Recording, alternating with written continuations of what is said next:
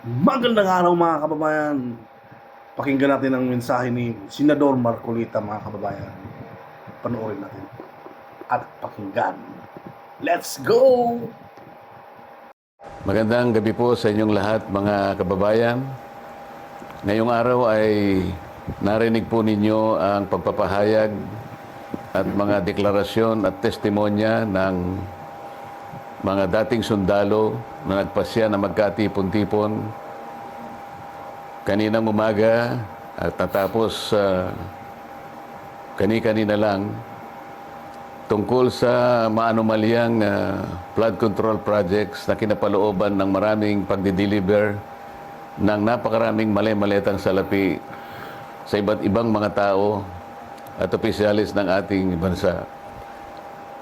Yan po ang sinasalamin sana, mga kababayan, ng dapat na nangyari na inaakala naming huling pagdinig sana ng opisyal na Blue Ribbon Committee na aming sinet noong June 11, 2026. Hindi nga po natuloy yun, mga kababayan, dahil nung matunugan ng ibang mga kasama namin na kami magdadaos uli ng panghuling hearing na lang ng Blue Ribbon Committee, ay sinabi nila na mayroong security threat ang Senado at ang aming mga kawani ay sinabihan nila na mag-work from home na lang. Dahil po sa security threat at nagkaroon po ng napakaraming mga tanod sa Senado at wala naman po kaming magagamit na mga kawani, hindi po natuloy yung June 11 hearing na yon. At nang dahil doon, ay nagpasya ang mga kumukup-kup dun sa 18 at higit pang mga dating sundalo na maggawa na lang ng pagpapahayag na ginawa nga nila sa araw na ito. Yan po mga narinig nyo sa araw na ito ay siyang dapat na marinig po ninyo sa isang pagdinig ng Blue Ribbon Committee na ang representasyong ito ay matagal na pong itinalaga ang kanyang kakayahan na siya ang manguna na matukoy po natin ang mga taong nasa likod ng napakamalaganap at napakamalaking nakawan sa salapi ng bayan na ganap po sa kasaysayan ng ating republika. Nang dahil po dyan ay marami po ang nagkaroon ng galit sa inyong lingkod at ako po ay kinasuhan nga ng kahit mga imbentong mga kaso.